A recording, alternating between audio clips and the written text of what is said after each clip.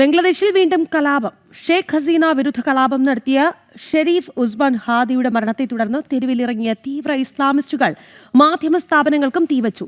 സംഘർഷങ്ങൾക്കിടയിൽ ഭാരത വിരുദ്ധ മുദ്രാവാക്യങ്ങളും ബംഗ്ലാദേശിലെ സാഹചര്യങ്ങൾ സൂക്ഷ്മമായി നിരീക്ഷിക്കുന്നുണ്ടെന്ന് ഭാരത വിദേശകാര്യ മന്ത്രാലയം വ്യക്തമാക്കിയിട്ടുണ്ട്.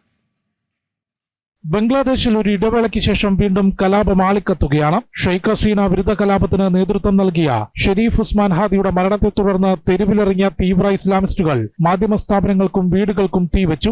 ധാക്ക, ചിറ്റഗോങ് ഉൾപ്പെടെയുള്ള നഗരങ്ങളിൽ വൻ സംഘർഷം റിപ്പോർട്ട് ചെയ്തു.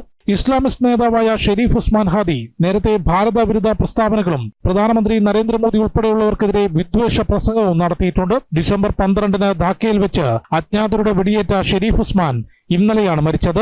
ഇയാളെ ആക്രമിച്ചതാരാണെന്ന് വ്യക്തമായിട്ടില്ല.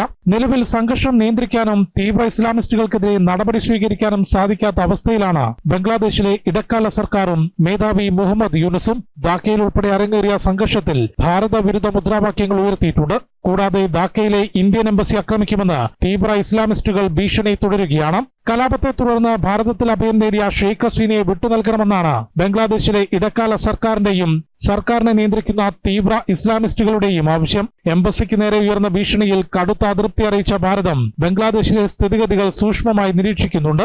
ബംഗ്ലാദേശിൽ ചൈനയുടെയും പാകിസ്ഥാന്റെയും ഇടപെടലും ഭാരതം പരിശോധിക്കുന്നുണ്ട്. ജനം, ഡൽഹി.